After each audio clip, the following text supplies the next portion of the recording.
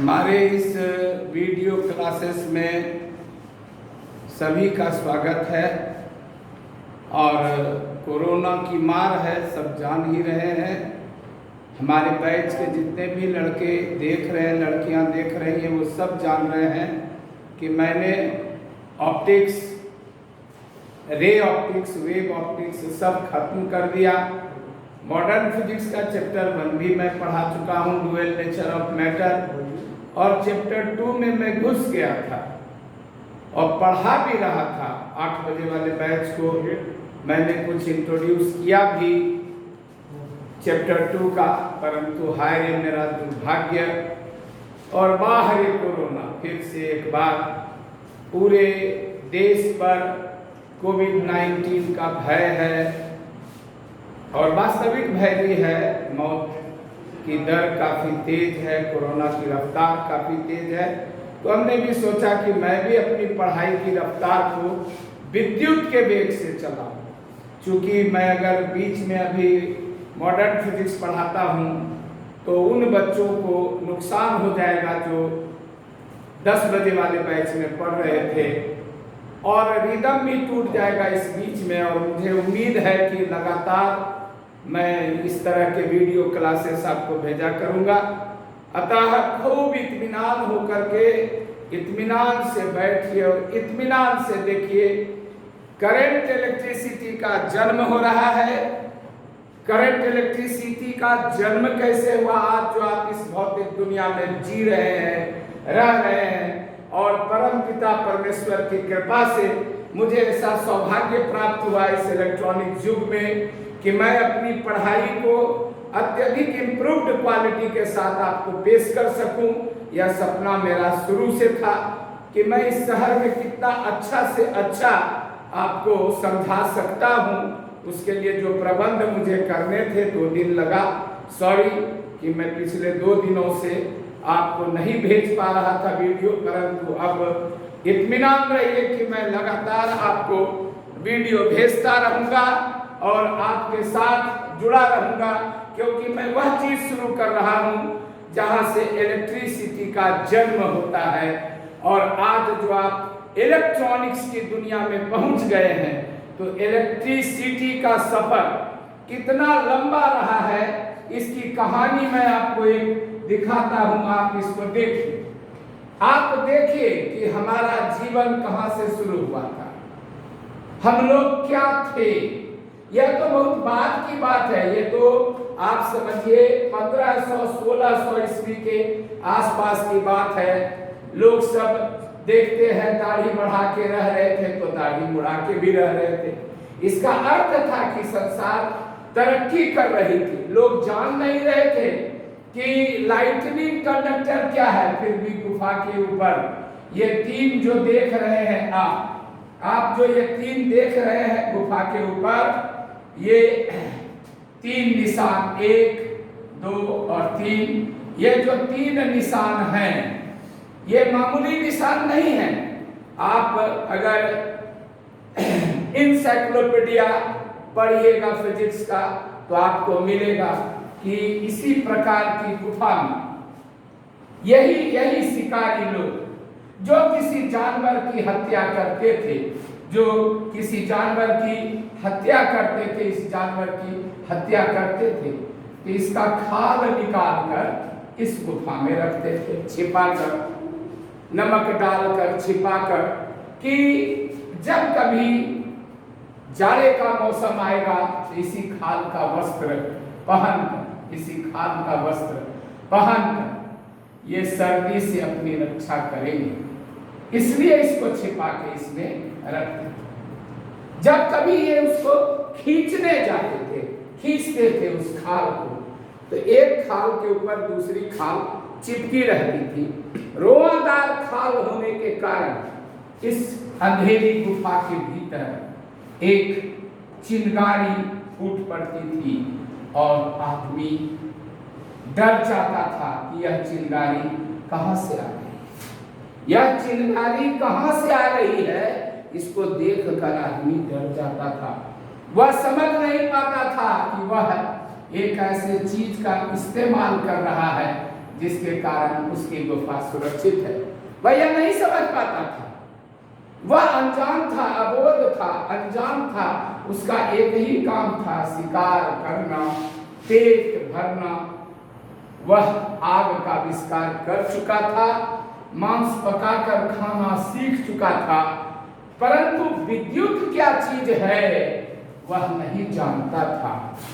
सलाम करिए, अपना अपना आंख अपनी अपनी बंद करें और उस व्यक्ति को प्रणाम करें, उस व्यक्ति के प्रति आभार प्रकट करें जिस व्यक्ति के कारण आज हम लोग इलेक्ट्रिसिटी की दुनिया में जी रहे हैं।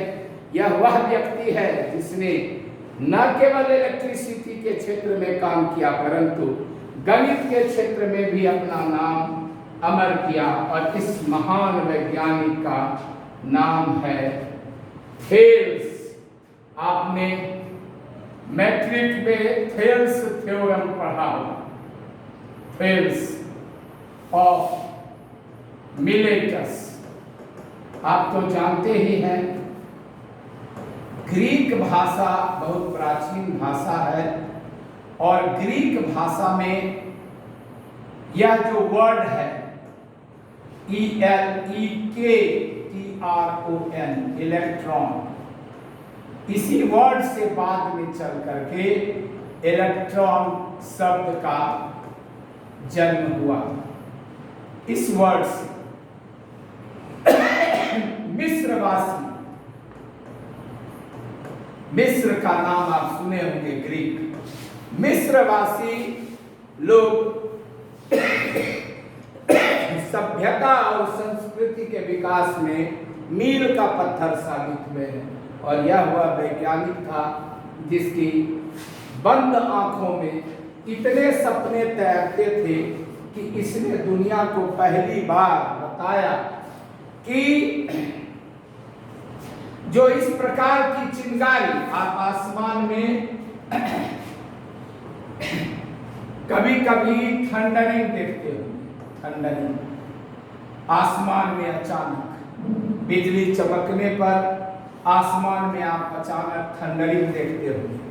यह जो थंडरिंग होती है, आसमान में जो बिजली चमकती है और पूरा आसमान एक प्रकाश से भर जाता है और इसके बाद एक बहुत तीव्र ध्वनि होती है, तीव्र ध्वनि, बादलों की गड़गड़ाहट, जो आज हम लोग जान रहे हैं कि यह बादलों की गड़गड़ाहट है। कभी हमारे पूर्वज इस बादलों की गड़गड़ाहट को और इस तीव्र चमक को ईश्वर का प्रकोप मानते थे, ईश्वर का प्रकोप मानते थे। गुफाओं में जाकर छुप जाते थे, यह जानने का कभी कोई प्रयास ही नहीं करते थे। कोई यह प्रयास करता ही नहीं था कि यह है क्या। वह तो डरता था, डर जाता था और दुबक जाता था। जो इसके पीछे आपने देखा गुफाओं में जाकर वह दुबक जाता था, उसे मालूम नहीं था कि ये चीज क्या है। इसे मालूम करने वाले वैज्ञानिक, इसे मालूम करने वाले, ये जो चमक आप देख रहे हैं, जो आज के महानगरों को भी दिल धड़काती है। और आए दिन अखबारों में आप पढ़ते होंगे, ठनका गिरने से इतने लोगों की जान चली गई, आसमान में कौंधती हुई यह बिजली कई घरों पर वज्रपात बनकर गिरती है और कई ऐसे लोगों की जीवन लीला समाप्त कर देती है जिन्हें अभी वर्षों जीना था, जो अकाल काल के गाल में समा जाते हैं। इससे बचने का और इसका सही ज्ञान कराने का प्रयास करने वाले इस महान वैज्ञानिक को दुनिया में कौन भूल सकेगा। ये महान वैज्ञानिक हैं डॉक्टर गिलबर्ट। आप जानते ही हैं इंग्लैंड में आज भी राजतंत्र है और इंग्लैंड की महारानी एलिजाबेथ है। एलिजाबेथ के ये डॉक्टर थे, फिजिशियन डॉक्टर, ये डॉक्टर थे, फिजिशियन थे। फिजिशियन का मतलब ये मत समझिएगा कि फिजिसिस्ट थे, ये फिजिसिस्ट नहीं थे, ये फिजिशियन थे, चिकित्सा वैज्ञानिक थे। और डॉक्टर गिलबर्ट वहां क्वीन एलिजाबेथ के यहाँ एक चिकित्सक के रूप में कार्य करते थे। रबर का सोल वाला जूता पहनकर समुद्र के किनारे ये टहल रहे। इनके जूते के तल्ले में रबर का सोल लगा हुआ था और ये समुद्र के किनारे घास पर टहल रहे। इस घास पर टहलते टहलते चट चट की आवाज हुई और इन्हें ऐसा लगा कि इनका जूता किसी कारणवश उस घास से चिपक रहा है। साइंस के व्यक्ति थे, दिमाग में साइंस कोच कर भरा हुआ था, इसलिए इन्होंने इसे समझने का प्रयास किया और इंग्लिश में, जिसको आप देखें कि ग्रीक भाषा में इलेक्ट्रॉन लिखा जाता था, उसकी स्पेलिंग दूसरी थी, इसको इस शब्द का नाम दिया, यही प्रोफेसर गिलबर्ट ने इलेक्ट्रॉन शब्द का नाम दिया और कुछ कहा कि कुछ ऐसी चमत्कारिक चीज है जो घर्षण से उत्पन्न हो सकती है, परंतु इन सब के प्रयास को अगर असली रूप किसी ने पर दिया, असली किसी वैज्ञानिक ने असली काम किया, तो सलाम करिए और इनके अमर होने की आइए हम लोग मिलकर दुआ करें। ये है बेंजामिन फ्रैंकलिन, जिसने गुड्डी उड़ाते हुए बच्चों को देखा, क्लाउडी वेदर में गुड्डी उड़ाते हुए बच्चों को देखा और चाबी के रिंग को गुड्डी के धागे से बांधकर, चाबी के रिंग को गुड्डी के धागे से बांधकर, जान जोखिम में डालकर इन्होंने कोशिश किया कि आसमान में चमकने वाली उस बिजली के रहस्य को यह जान सके। इन्होंने कोशिश किया और सफलता पाई। इस की में चार्ज यानी झटका यानी विद्युतीय गुण आया और इन्होंने ही, अगर सच पूछिए तो यह बेंजामिन फ्रैंकलिन ही थे। पढ़ाई के क्रम में मैं आपको बताऊंगा, और अगर आप एनसीईआरटी किताब पढ़ते हैं तो एनसीईआरटी किताब में इलेक्ट्रोस्टैटिक्स खोलकर पढ़िएगा, तो यही वह वैज्ञानिक था बेंजामिन फ्रैंकलिन जिसने यह बताया कि चार्ज दो प्रकार के होते हैं। कहते हैं ना कि मनुष्य का स्वभाव है नकल करना। इस वैज्ञानिक से प्रेरित होकर एक मुकद्दर का मारा हुआ वैज्ञानिक, जिसका नाम याद करके आप 7वीं कक्षा में पढ़े होंगे, आपने 7वीं में पढ़ा होगा, यह रशियन वैज्ञानिक रिचमैन था बेचारा, जिसने बेंजामिन फ्रैंकलिन के प्रयोग को दोहराने की चेष्टा की और जान से हाथ। यह बेचारा बहुत अल्पायु में, यह रसिया का एक बहुत बहुत बहुत बहुत जीनियस साइंटिस्ट था। आइए हम लोग इन्हें श्रद्धा सुमन चढ़ाएं। यह वही वैज्ञानिक था, आप 7वीं कक्षा में इस चीज को पढ़ चुके हैं। यह रिचमैन है जिन्होंने आवेश के खोज में अपना जीवन समर्पित कर दिया, परंतु इनका प्रयास निरर्थक नहीं गया। और इन सबों के प्रयास को अगर किसी ने नियम का माला बनाकर, अगर किसी वैज्ञानिक ने इन सभी लोगों के प्रयास को अमली जामा पहनाकर इस दुनिया को बिजली का ज्ञान प्रदान करने का सफल कोशिश किया, सफलीभूत हुए, अमर हुए, आज भी आवेश की इकाई उन्हीं के नाम पर चुनी जाती है और वो ये गोरे गोरे दिखने वाले ये महान वैज्ञानिक हैं कूलाम। अगस्टीन, कूलाम, जिनके बारे में आप इलेक्ट्रोस्टैटिक्स में क्लास 12 में विस्तार पूर्वक पढ़िएगा। अगस्टीन, कूलाम ये वही वैज्ञानिक हैं जिन्होंने कूलाम बल की खोज की, कूलाम बल की व्याख्या किया, कूलाम बल के बारे में लोगों को बताया और कूलाम के नियम का प्रतिपादन करके आवेशों के बीच लगने वाले विभिन्न प्रकार के बलों की व्याख्या की।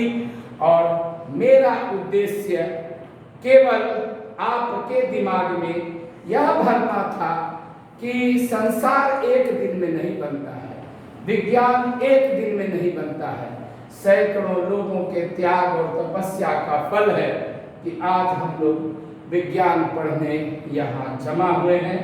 आइए मिल करके देखते हैं इलेक्ट्रोस्टैटिक्स क्या चीज है और इसमें हमको क्या सब चीज पढ़ना है। इसके लिए आइए हम लोग चले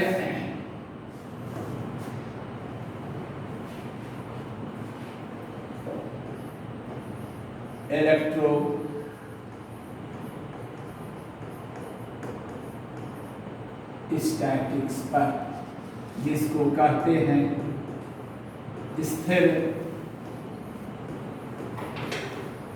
वैद्युतिकी। आप एक चीज गौर करिएगा, दो में य घुसा हुआ है, दो य संयुक्त है, वैद्युतिकी, वैद्युतिकी। इलेक्ट्रो वर्ड भी ग्रीक है, स्टैटिक्स वर्ड भी ग्रीक है और इन दो ग्रीक वर्ड से ये बना है स्थिर वैद्युतिकी। आप समझ भी सकते हैं, मेरा स्वभाव है पहला काम करना कि आपको बताना फर्स्ट शॉर्ट क्वेश्चन, पहला शॉर्ट क्वेश्चन वो ये कि स्थिर वैद्युतिकी क्या है। और आप तो जानते हैं कि हम गपशप करने में ज़्यादा विश्वास नहीं करते हैं, थोड़ा सा इंट्रोडक्शन क्लास है, इसलिए उसमें हल्का सा गपशप किए। स्थिर वैद्युतिकी क्या है, तो इसका आंसर होगा स्थिर वैद्युतिकी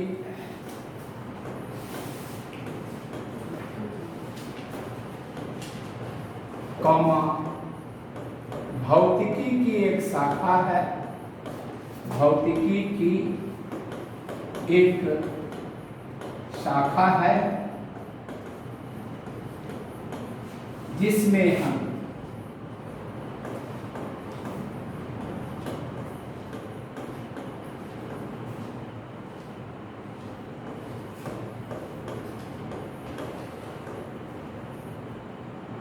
आवेशों का अध्ययन करते हैं।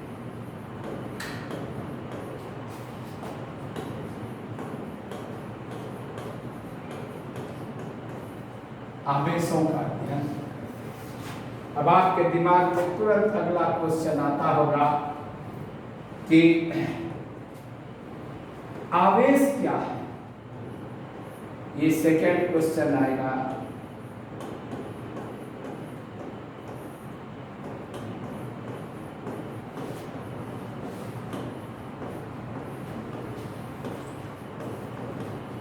आवेश क्या है। अब यहाँ पर हम आपके साथ मुखातिब होंगे।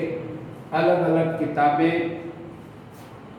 आवेशों के बारे में अलग अलग बातें कहती हैं। कुछ लोग इसे कण मानते हैं, कुछ लोग इसे प्रॉपर्टी मानते हैं, अंग्रेजी में इसको चार्ज कहते हैं। मॉडर्न में भी सी पढ़िएगा तो चार्ज क्या है का जवाब होगा कि यह एक गुण है, प्रॉपर्टी है, आकर्षण और विकर्षण का। किसमें? कणों में। कणों में वो वे जो कण है, कुछ लोग प्रोटॉन को बोल देते हैं आवेश। प्रोटॉन आवेश नहीं है, आवेश एक गुण है, हम साफ और स्पष्ट बोलते हैं। प्रोटॉन आवेश नहीं है, उसे धन आवेशित कण माना गया है। वही बेंजामिन फ्रैंकलिन ने खोजा था कि आवेश दो प्रकार के होते हैं। और कहां से खोजा था? दो गुणों से, एक आकर्षण का गुण और एक विकर्षण का गुण। तो ये जो आकर्षण विकर्षण का गुण है, यह गुण कई प्रकार का है। अगर हम अभी आपको बोल दें कि प्रोटॉन को आकर्षित करता है, तो कुछ लोग बहुत जोर से हंसने लगे। वर्मा सर पागल हो गए। वर्मा सर गजब गजब बात बोलते हैं। प्रोटॉन को आकर्षित करता है। अगर वो एनसीईआरटी की पुस्तकें देखते हैं, पढ़ते हैं, आप भी अगर देखते हैं, आप मॉडर्न एबीसी देखते हैं, आप प्रदीप सीरीज देखते हैं, दिनेश सीरीज देखते हैं, अच्छी किताबें देखते हैं, तो आपको पता चलेगा कि प्रोटॉन को आकर्षित कर सकता है। हम बोल रहे हैं आकर्षण बल। अब यह आकर्षण बल गुरुत्वाकर्षण बल भी तो हो सकता है, और गुरुत्वाकर्षण बल को द्रव्यमान से लेना देना है। उसको इस बात से कोई लेना देना नहीं है कि वह क्या है, वह कण क्या है। वह एक पिंड होना चाहिए, और प्रोटॉन भी तो एक पिंड है। तो प्रोटॉन और प्रोटॉन के बीच गुरुत्वाकर्षण बल लगता है। अगर प्रोटॉन और प्रोटॉन के बीच केवल विकर्षण बल लगता, तो साइंस का एक बेहतरीन क्वेश्चन है। आप जानते हैं, हर एक परमाणु में एक नाभिक होता है। इस नाभिक में सो मेनी प्रोटॉन्स होते हैं। एक प्रोटॉन, दो प्रोटॉन, तीन प्रोटॉन को आप ये देख रहे हैं, ये सारे प्रोटॉन्स हैं।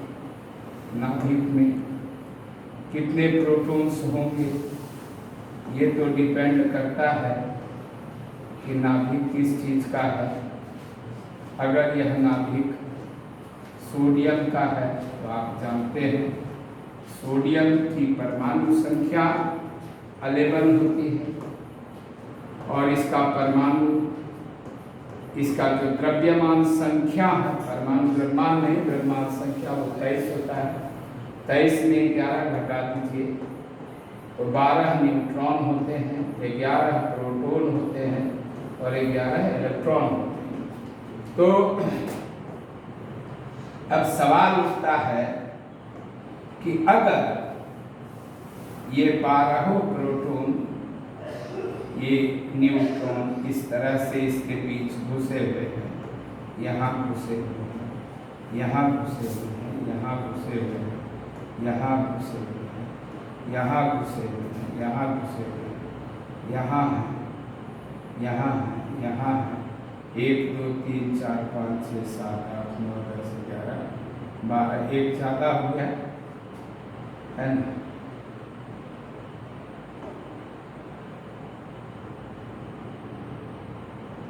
इसलिए हम इसको पूरा ही कैंसिल कर दिए।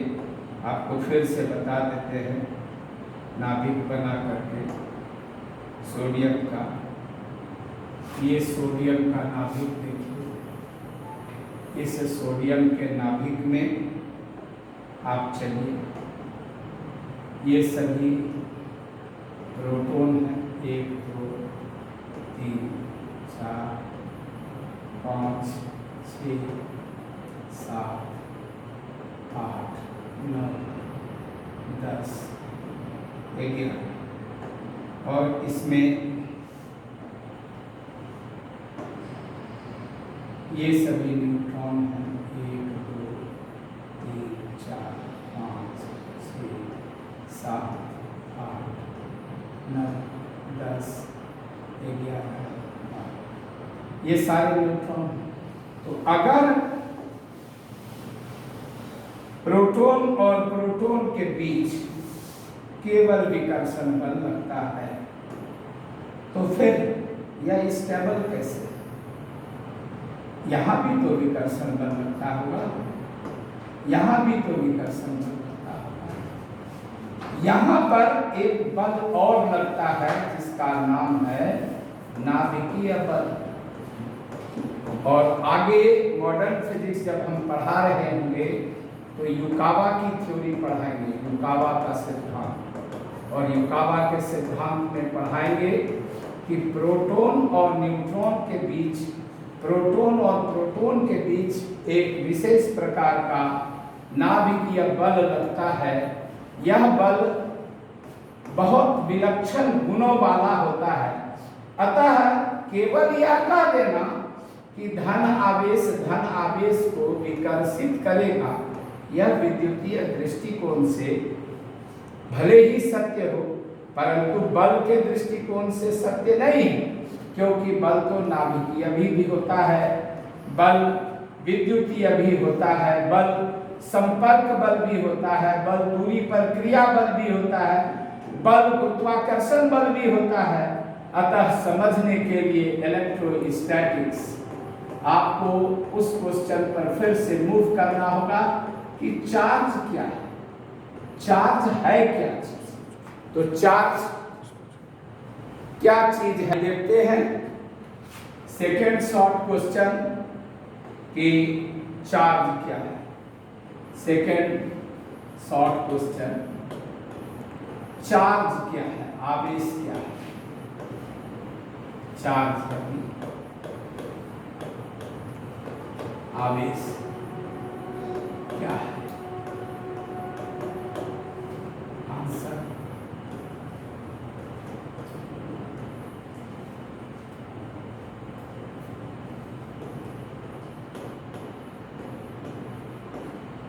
आवेश एक गुणात्मक भौतिक राशि, गुणात्मक, परिमाणात्मक नहीं, गुणात्मक जिसको कहते हैं क्वालिटेटिव। आवेश एक गुणात्मक भौतिक राशि है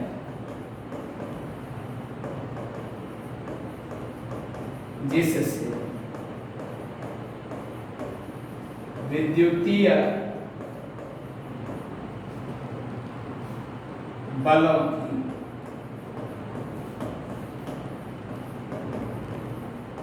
व्याख्या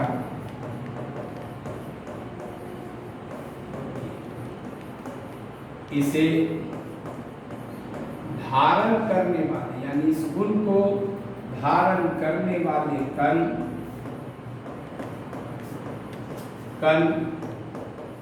पार्टिकल्स आवेशित कण कहलाते हैं, आवेशित कण कहलाते हैं, कण कहलाते हैं। ये कण प्राकृतिक है, प्राकृतिक है। यही शब्द एक महत्वपूर्ण और इम्पोर्टेंट शॉर्ट क्वेश्चन को जन्म देता है और जन्म लेता है board model question. Bihar board में यह क्वेश्चन कई बार आ चुका है, आप तो जानते ही हैं, मेरा स्टाइल है। ये कण प्राकृतिक है, कृत्रिम नहीं है। मनुष्य इन आवेशित कणों का निर्माण नहीं कर सकता है, इनका विनाश भी मनुष्य नहीं कर सकता है। अतः ये शॉर्ट क्वेश्चन आता है, परीक्षा में आता है। ये सब पढ़िए नहीं पढ़िए कोई खास इंपॉर्टेंस नहीं है। बिहार स्टेट एग्जामिनेशन बुक, जिसमें 100% परफॉर्म करना मेरा उद्देश्य है, ऐसी पढ़ाई जाए कि आउट ऑफ 70 नंबर देने में भी टीचर हिचकिचाए नहीं। प्रैक्टिकल वाले नंबर काटना हो तो काट ले। मुरारका कॉलेज जैसे कॉलेज में भी बहुत कड़ाई से प्रैक्टिकल का एग्जाम होता है, फिर भी बच्चे जो हमारे यहाँ से प्रैक्टिकल करके जाते हैं, सीख के जाते हैं, उन्हें वहाँ भी 20-25 नंबर देना ही पड़ता है। क्योंकि वे सारे प्रश्नों का जवाब देते हैं, उनकी कापियां बोलती हैं, उनके किए गए काम बोलते हैं। वर्मा सर से जुड़ने का मतलब ही है कि हिंदुस्तान के किसी भी कॉलेज में आप परीक्षा जाकर देते हैं तो आप उसमें सफल होंगे ही। अतः अगर वो नहीं भी 30 में 30 दें तो भी उन्हें हार कर भी 25, 27, 28 नंबर देना ही होगा और आप 95, 96 नंबर पर जाएं। इस बार मेरा प्रयास भगवान की कृपा भी है, मैं तो समझता हूँ कोरोना के कारण भगवान की कृपा भी है, क्योंकि रनिंग क्लासेस में जब मैं ऑफलाइन पढ़ाता था तो मैं 40-45 मिनट से ज्यादा कहाँ बक पाता था। अब तो अपने पास असीमित घंटे हैं। आप घर में अपने पलंग पर लेटे लेटे मस्ती मारते हुए हमारे वीडियोस को देख करके लाभ उठा सकते हैं। एक ही रिक्वेस्ट है कि आपको अगर वीडियो अच्छा लगता है आप इसको आगे शेयर करिए और हमारे इस मेहनत को सफल बनाने में हमारी मदद करिए। लीजिए हम आपको ये क्वेश्चन आउट सीरीज देते हैं। आवेश संरक्षण का सिद्धांत लिखें।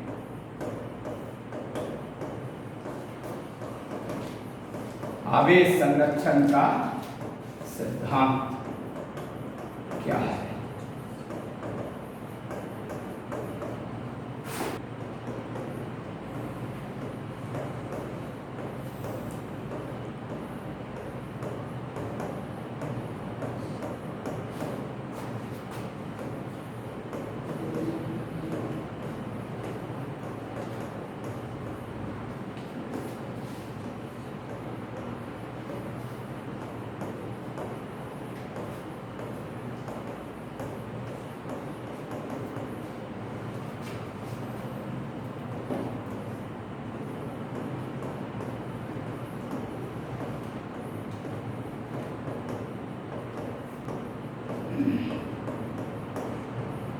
आवेश संरक्षण का सिद्धांत क्या? एकदम विनम्र छात्र के तरह लिखना है। आवेश संरक्षण का सिद्धांत निम्नलिखित है। इन्वर्टेड कॉमा देना है। आवेश का न तो निर्माण किया जा सकता है,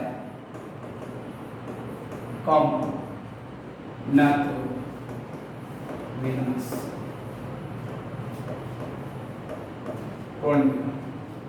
अर्थात किसी निकाय सिस्टम, और 11th क्लास में हम बता चुके हैं कि जब हम कोई वैज्ञानिक कार्य करते रहते हैं तो जिन सभी वस्तुओं पर हमारी अभिरुचि रहती है उन सभी वस्तुओं के समूह को निकाय कहते हैं। किसी निकाय पर आवेश का कुल परिमाण, परिणाम मत लिख दीजिए, कुल परिमाण, परिमाण मीन्स वैल्यू, मैग्नीट्यूड,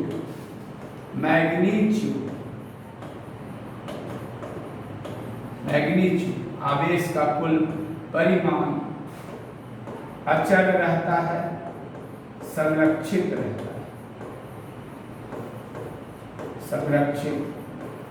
रहता है, कंजर्व रहता है।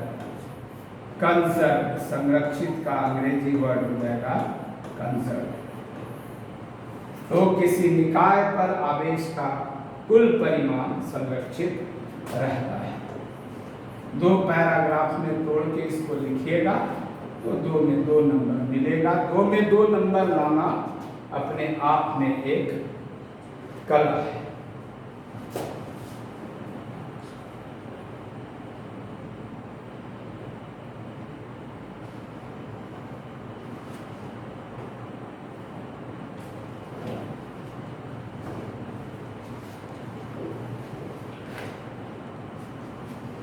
अब short question number 3, question 4 number, short question number 4।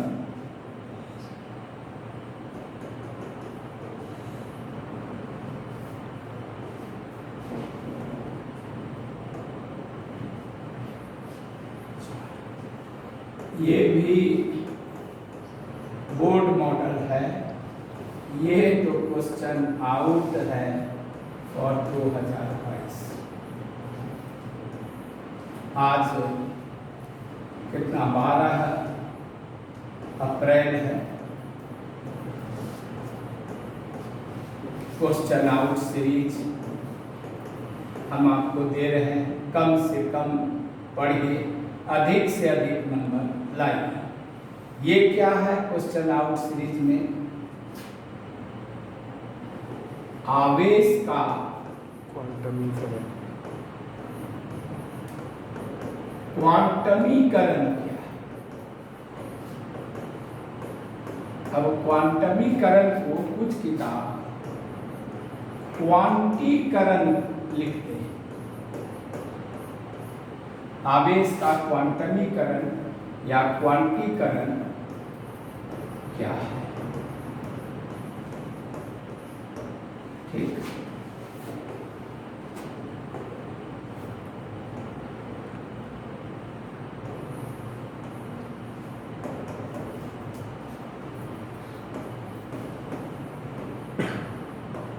आवेश का क्वांटमीकरण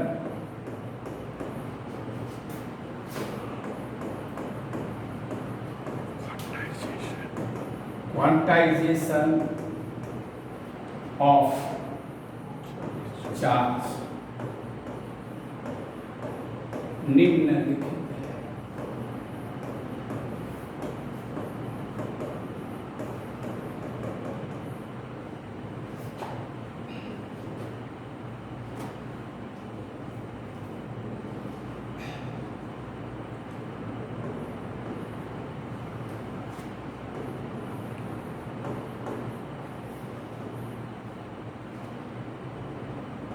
किसी भी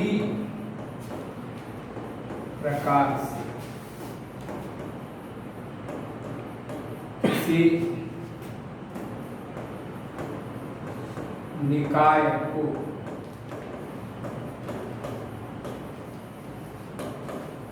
आवेशित करने पर उस पर आवेश का परिमाण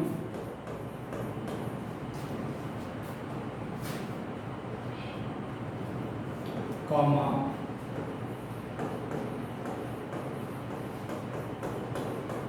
इलेक्ट्रॉनिक आवेश का पूर्ण सांख्यिक गुणज टोटल इंटीग्रल मल्टीपल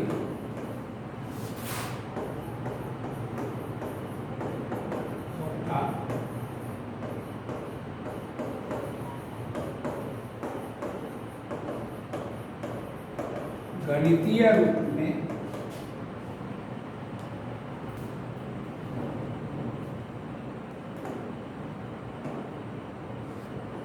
Q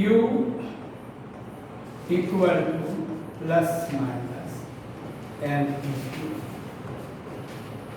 या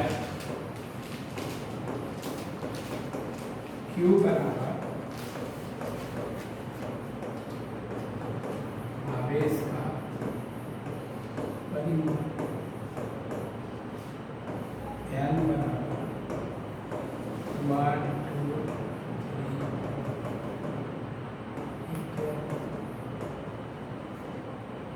E बराबर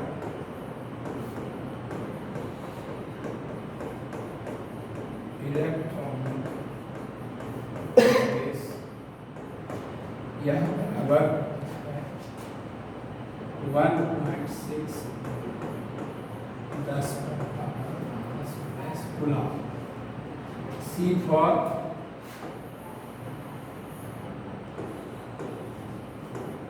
C stands for गुलाम, यह आवेश इकाई, यह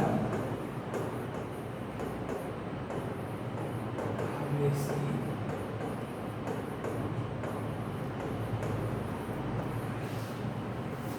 ठीक है।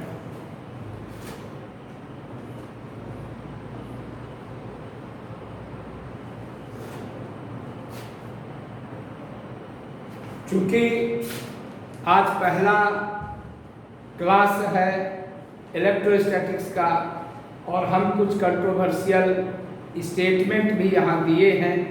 अब आप तो जानते ही हैं, हम तो इसको खोजने का प्रयास करते हैं बच्चों को। आपको हमारे किसी स्टेटमेंट पर कोई कंट्रोवर्सी लगे तो फिर आप हमको उसके बारे में फ़ोन करके पूछ सकते हैं। अगले क्लास में हम लोग इसके न्यूमेरिकल्स पार्ट्स में मिलेंगे और आवेश के ढेर सारे गुणों का अध्ययन करेंगे। देखिए, परिभाषा में हम अपना कंट्रोवर्सी भी बता ही देते हैं। परिभाषा में किताबें लिखती हैं कि आवेश गुण है, लेकिन व्यावहारिक तौर पर प्रोटॉन और इलेक्ट्रॉन को आवेशित कण कहना और उस पर आवेश के परिमाण का कैलकुलेशन जब हो चुका है, आवेश की इकाई जब डिसाइड हो चुकी है, तो इन कणों को आवेश का एक रूप कहना कदापि अनुचित नहीं होगा। किताबें बहुत सारी बातें लिखती हैं, किताबों में बहुत सारी चर्चाएं होती हैं, परंतु व्यावहारिक दृष्टिकोण से आपको इस बात पर कंसंट्रेट करना है कि आप कहां से बेटर कॉन्सेप्ट ले सकते हैं। बेटर कॉन्सेप्ट में दो ही कॉन्सेप्ट माथे में रखिए। प्रकृति ने दो तरह के आवेश दुनिया में बनाए हैं, एक धन आवेश जिसका नाम व्यावहारिक रूप से प्रोटॉन है और दूसरा ऋण आवेश जिसका नाम व्यावहारिक रूप से इलेक्ट्रॉन है। प्रोटॉन और इलेक्ट्रॉन का जन्म हो चुका है, उसके कुछ गुणों का भी हम लोग अध्ययन कर चुके हैं। नेक्स्ट वीडियो में आप पढ़ते रहिए चैप्टर 1 इलेक्ट्रोस्टैटिक्स का, और शुरू हो गया है इलेक्ट्रोस्टैटिक्स। एक भी क्लास मिस मत करिए और देखते रहिए वर्मा सर का वीडियो, और लाइक करिए, सब्सक्राइब करिए, अपने दोस्तों मित्रों को भी सब्सक्राइब करने के लिए कहिए ताकि अधिक से अधिक लोग इसका लाभ ले सकें। धन्यवाद।